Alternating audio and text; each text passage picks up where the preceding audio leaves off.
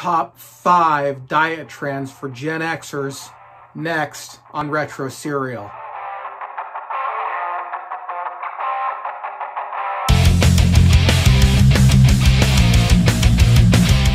Hey everyone, welcome to Retro Cereal. I'm your host, DNC. I'm glad you could be joining us today for this episode.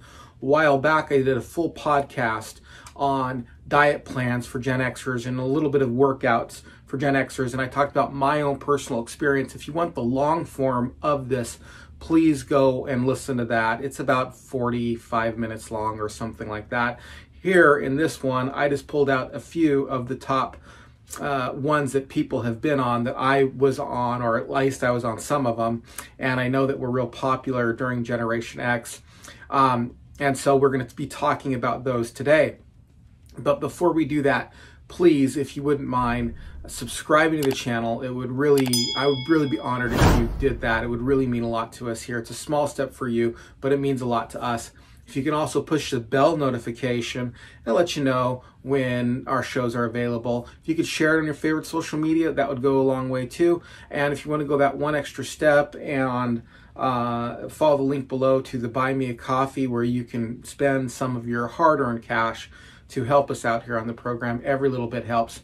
Thank you so much. And now let's get to the list. Coming in at number 5 is SlimFast. SlimFast was invented in 1977 by the Thompson Medical Company, and basically it was a meal replacement program. And what you did, as you know, is you had a shake in the morning, a shake at lunch, and then a sensible dinner. And there was also the bar as well. You could have the bar in the morning, the bar at lunch, and the bar at dinner.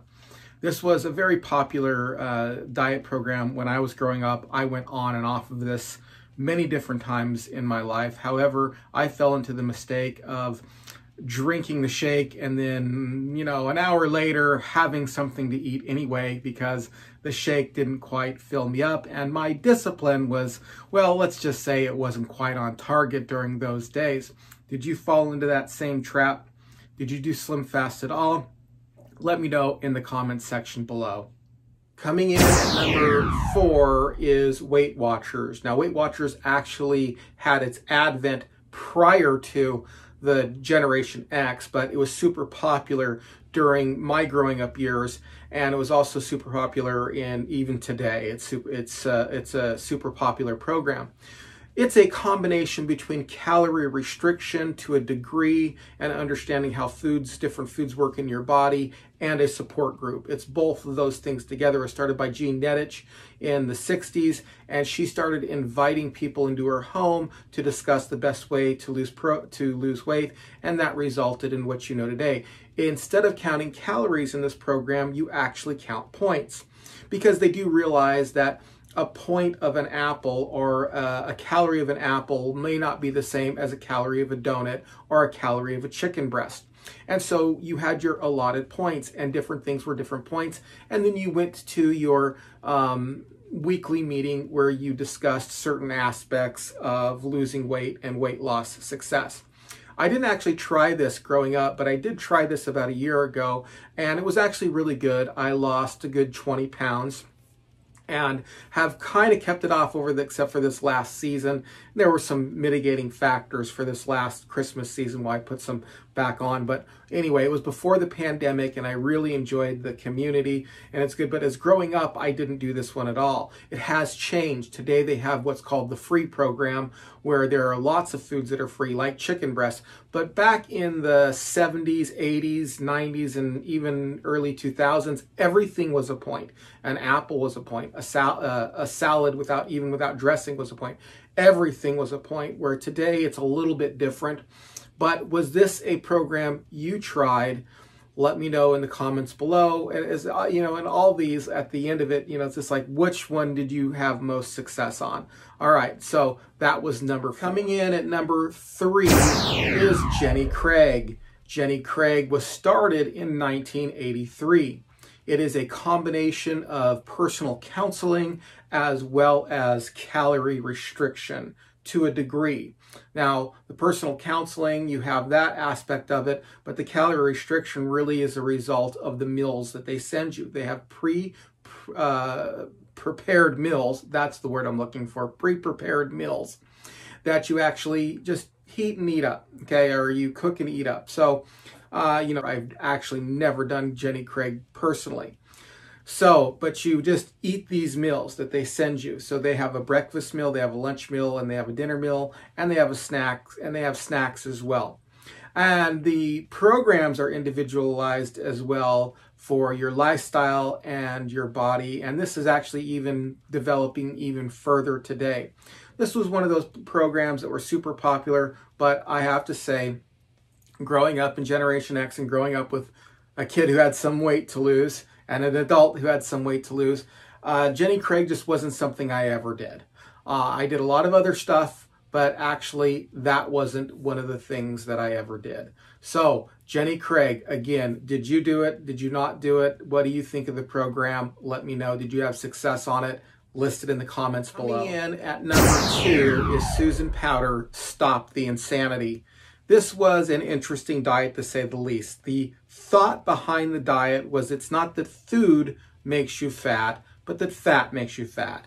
And so it was a fat-restricted type of diet. Now that's a summary. That's not to say all that it was. This was a diet that I went on personally and did have some success. However, not having enough dietary fat in my diet made me hungry. Now she's had a lot of success over the years as well. And it's a diet combination with exercise where she'd be running on the treadmill, screaming, "Stop the insanity," and looking at all these diets and stuff like that. And you remember the infomercial if you grew up during that era. And she said, "Oh, it's just crazy how many of these diets are out there. Just eat sensibly, cut out the junk food, cut out the fat."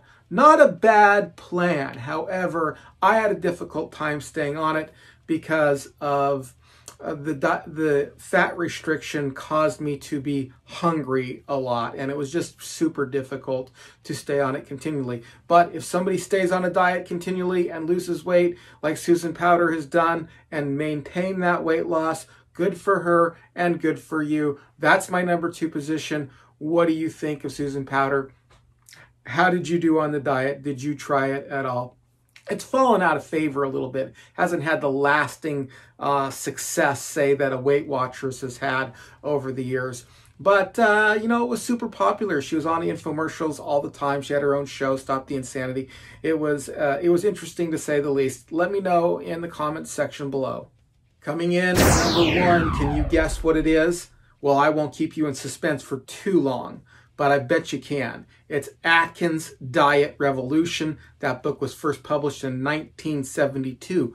And the basic idea behind that, which I'm sure everyone knows, is it isn't fat that makes you fat, nor the amount of calories that make you fat, at least to some degree, but it's really the restriction of carbohydrates that will make a person thin or lean, or the excess of carbohydrates that makes a person fat. I was on this diet, or at least a form of this diet, personally, and I've had the most success on that idea that food quality, not food quantity, matters most. But everybody's different. If you want to restrict your carbohydrates, or you want to restrict your calories altogether, or you want to restrict your fat, or some combination, as long as you're having success, who cares? And as long as you can maintain it, I don't care. It wasn't that super popular of a diet when I was growing up. As a matter of fact, I only heard it kind of talked about real limitedly in the 80s. It wasn't until the mid to late 90s that I heard about Atkins, or I heard about a low carbohydrate diet. I was actually on protein power, which is akin to Atkins. There's a little bit of a difference, but the basic idea behind it is the same, is that it's carbohydrates that make you fat and not necessarily fat that makes you fat. Now, it's actually had a lot of emanations. There's a new diet plan out where it's a little bit more lenient on carbs that come from more natural sources, and it's more of a cut out your junk food and cut out your processed food and limit your carbohydrates in addition to that. So that's my number 1 pick. I still really enjoy this diet. I still really recommend this diet to a lot of people who are attempting to lose weight.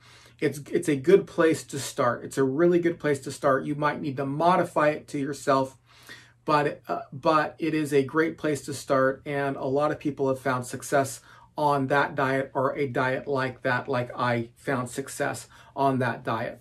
Okay, so that's my list. What did I leave out? What did you have success on, or what didn't you have success on and you tried it? Again, leave it in the comments below. Before you go, please do me the honor of subscribing to my channel. It would mean a lot to me. And share it on your favorite social media. Push the like button, bell notification.